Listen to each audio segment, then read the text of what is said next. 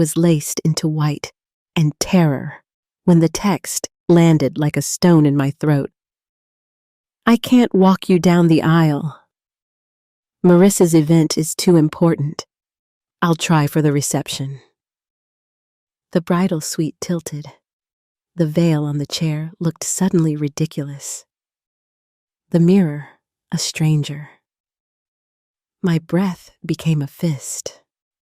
Glass flutes chimed as my phone hit the wall and skittered to the carpet. Somewhere outside, the quartet rehearsed. Inside me, something old and fragile cracked and would not settle. They asked what happened, and I could only force out 2 words that tasted like rust my father. 3 hours before the ceremony, he was choosing my sister's celebration over the promise he'd made when I was 13, and our mother was lowered into silence. Back then, his grief had wrapped me like a coat, and he'd sworn, "You and we're a team now." For years, I tailored my life to fit that sentence. I believed it again 9 months ago at his kitchen table, when he pressed my knuckles and said nothing would make him prouder than walking me toward a new life with Ethan. The believing is what burns. Melanie, our planner, softened her voice and offered options that felt like splinters and uncle. Perhaps, or walking alone. Alone rattled in my skull until my phone lit up with Uncle Martin's name, the man who attended every recital, every late-night pickup, every milestone my father misfiled. His voice arrived warm and steady. He knew. He was angry for me. And then he asked, not pitying, but reverent, if I would allow him the honor. Something inside me uncrouched. 20 minutes, he said. And all at once, the room had oxygen again. Relief pressed in at the edges. But fate wasn't finished. Jessica. Mascara wand arrested midair, handed me her phone. A mistake had delivered her a string of messages 3 weeks old. Marissa strategizing to keep Dad to herself on my wedding day. Promising to make sure he chose her. It wasn't a sudden failure of love. It was a pattern with fingerprints. I was 13 in a black dress again, watching my sister slide into the seat beside our father and rearrange the orbit of the house. I was 19 at the scholarship ceremony, scanning for his face that never appeared because someone told him my nerves didn't want him there. The hurt was layered, a geological cross-section of almost and if-onlys. Catherine arrived like cool water on burnt skin. Ethan's mother crossed the room, gathered my hands, and spoke like someone who had lived through this brand of absence. When she told me her father had refused to witness her interfaith marriage, the tilt of the world shifted. She didn't romanticize forgiveness or simplify it into a polite nod. She named the cost of chasing approval that will not turn around. Her question slid under my defenses. Will you let them keep breaking your heart? In her house, I had learned the shape of steady care, Gregory pulling out a chair, Catherine remembering the dessert I mentioned once in spring. Decency as habit, not performance. Standing in that suite, I understood the difference between love that shows up and love that needs prompting. My phone buzzed with Ethan's text, "Whatever you need." Even if we wait, and gratitude rose so fast it stung. I didn't want to wait. The day wasn't a scoreboard of who attended. It was a covenant with the man whose steady had become my weather. When Uncle Martin arrived, breathless and sure, he looked at me the way fathers look at daughters in movies. He carried a small velvet box that opened onto a strand of pearls his mother wore in 1952. "Family isn't always genetic," he said without saying it, fastening that history at the base of my throat. He told me a story while the photographer reworked her chart, a young Martin in a cap and gown, scanning bleachers for a father who never came because a son's choice to teach wounded a man's expectations. Years later, forgiveness found them, but the ceremony remained empty space. That is how absence works. it stays, even when peace does too. He pressed a handkerchief embroidered with my mother's initials into my palm and said she would be proud. The cloth smelled faintly of lavender, as if time sometimes bends when we need it most. We practiced the walk in the quiet chapel, where stained glass scattered light like confetti. With each crossing, panic loosened a notch. My heart recognized the honest weight of his arm.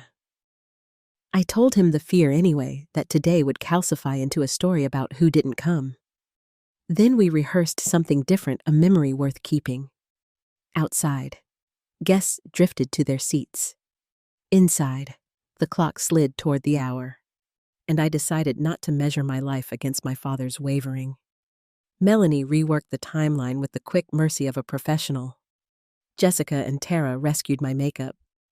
Catherine's steady presence turned my breath from jagged to usable.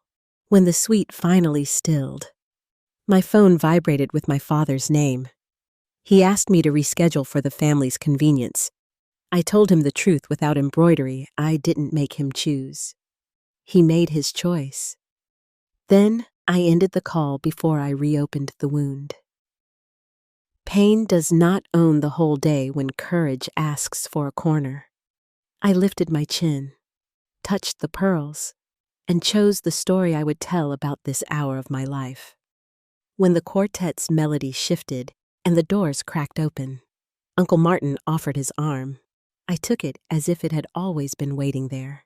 The doors opened, and the light struck me like a benediction.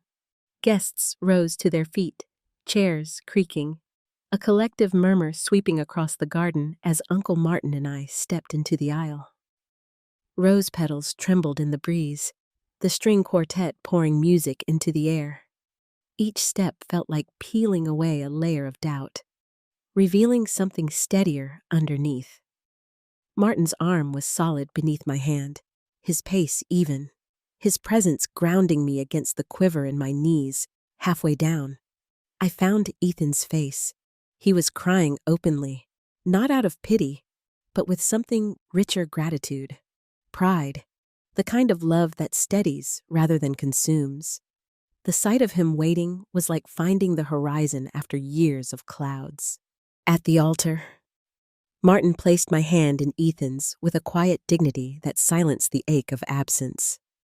The officiant acknowledged the unusual substitution, naming aloud what I had begun to understand. Some bonds are forged by blood, others by choice, and both can be sacred. I didn't look for my father among the guests. Empty chairs have their own kind of presence, but they no longer dictated my worth. Instead, I focused on Ethan's trembling fingers as he slid the ring onto mine, on the vows that felt less like promises and more like truths we were already living. When the kiss sealed it, the applause thundered, and Martin remained nearby, a sentinel of loyalty. The reception shimmered with fairy lights and the scent of garden roses. We were introduced not simply as Mr. and Mrs. Ethan Carter, but escorted by our beloved Uncle Martin. The applause nearly lifted the roof. For the first time in hours, I laughed, unguarded and whole. The father-daughter dance loomed like another reminder of what was missing, but Martin stepped forward without hesitation. "Just for a minute," he said. We swayed to "What a Wonderful World," and I felt my shoulders unlock. "Thank you," I whispered. "No need for thanks among family," he answered, voice thick with unshed tears. Ethan cut in gracefully, spinning me toward our future, his hands steady as anchors. But the day wasn't finished with me. A commotion at the doorway caught my eye. My father, Robert, stood there in a suit that fit like borrowed clothes, scanning the room with uneasy eyes. Ethan murmured, "He came after all."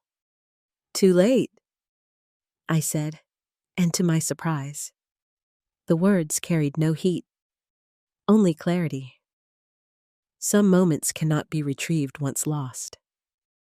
Robert lingered at the edge. watching laughter ripple around tables he hadn't joined. I focused instead on Ethan, on Catherine's warm hand on my shoulder, on Martin standing like a guard near the bar. My new family pulsed with life around me, making absence small. Later, the crystalline tap of silverware quieted the hall as Ethan raised his champagne flute for a toast. Laughter softened, eyes turned toward us. I felt a tap on my shoulder. Ariana. My father's voice intruded. He stood there, hair mussed, tie askew, carrying an apology like a shield. You made it, I said. My voice flat. Traffic was brutal. He explained, gesturing vaguely. I was getting married, I replied, the words sharp enough to slice the excuse before I could step away. Cousin Daniel appeared with his phone.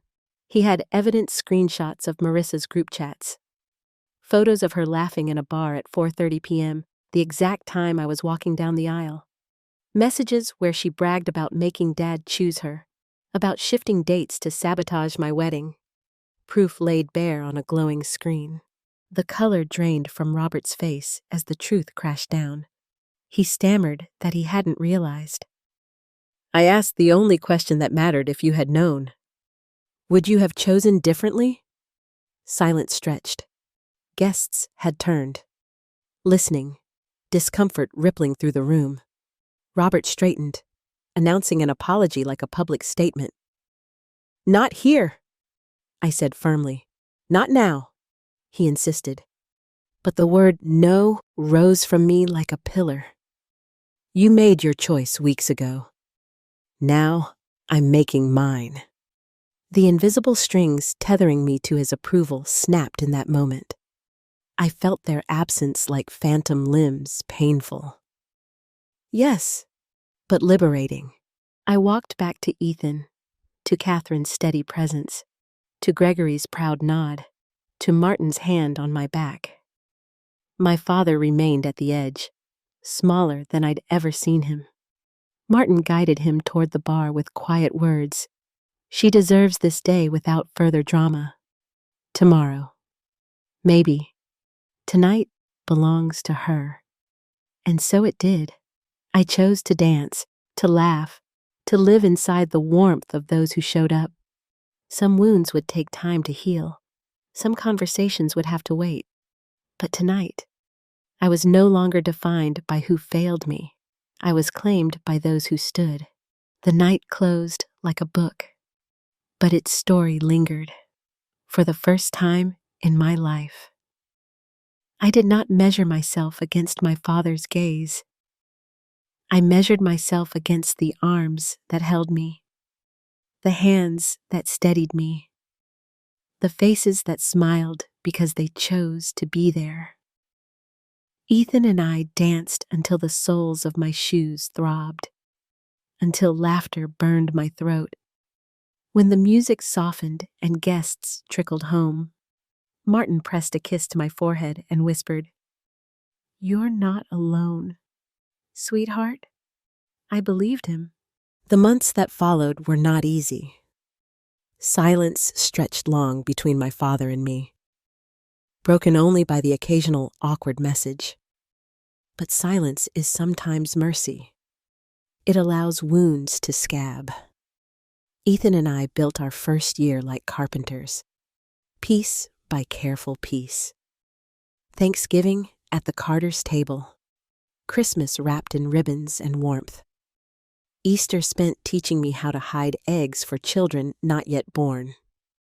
Martin became our fixture, folding easily into the Carter rhythms, his laughter indistinguishable from theirs. It was not until the 4th of July that Robert returned in earnest. He showed up with a store-bought potato salad, apologies folded into every gesture, nearly setting the grill on fire in his nervousness. I let him stay. Let him pass plates. Let him take pictures as fireworks bloomed overhead. He did not ask for forgiveness that night. He simply tried to belong. And for once, I let him try. Marissa drifted to Florida. her messages sporadic, her presence like a shadow on the periphery. She sent a card when Ethan and I announced my pregnancy, just a few words. Polite but distant. I felt no sting this time, only a strange relief that the power she once wielded over my life was fading like smoke. My energy bent toward the life growing inside me, toward the home Ethan and I were shaping. One golden autumn morning, Catherine hosted our first anniversary gathering at her house. The sun streamed through bay windows, catching the curve of my belly beneath my dress. Gregory unveiled a photo album, filled with moments from that first-year Thanksgiving laughter. Christmas ornaments, Easter dinners, and one particularly chaotic summer barbecue where Martin taught Ethan to carve ham. Page after page of chosen family, stitched together not by obligation, but by presence. Uncle Martin, his hair grayer now, his smile as steady as ever, cleared his throat from his chair by the fireplace. He handed us a parcel wrapped in tissue. Inside was a baby blanket, cream yarn woven into delicate patterns. Alice knitted it before she passed. He said, his voice catching. She wanted it saved for the next generation. I traced the stitches with trembling fingers. It felt like a bridge between past and future, a love carried forward. The doorbell rang. Ethan returned with my father, awkward in the doorway, holding a worn photo album like an offering. He apologized for being late traffic on the bridge, the same excuse that once would have gutted me. This time, I only nodded. We're looking at photos. Come join us. He sat cautiously at the edge of the sofa and opened the album. Inside were pictures I had never seen my mother pregnant with me, her hand curved protectively over her belly. His voice was low, nearly breaking. I'm sorry I wasn't there when it mattered most. I can't change the past, but I'd like to be here for your future, for my granddaughter's future. I didn't promise forgiveness. I didn't promise anything more than a hand offered, tentative, in return. One day at a time, I said, and that was enough for now. Later, as we gathered for a group photo, I stood between worlds, Ethan's steady arm around me, Martin's gentle presence on the other side, my father hesitantly edging into the circle. I placed a hand on my growing belly, feeling the faint flutter of life within. This child would know what loyalty meant, not because of words spoken in grief, but because of choices lived in presence. Catherine set the timer, and the shutter clicked, freezing us into a portrait of family, some by blood, some by choice, all bound by promises kept. I had chased my father's approval for 17 years, rearranging myself around his absence, measuring my worth against his indifference. But life had taught me a sharper truth. Family is not who claims the title, but who shows up when the hour matters most. Sometimes, if you are very lucky. Those who failed you may seek a second chance. Sometimes, the door opens, but whether or not it does, you are not required to keep waiting at the threshold. If this story touched your heart, please like, share, and subscribe for more. And tell me in the comments who in your life has shown you what real family means.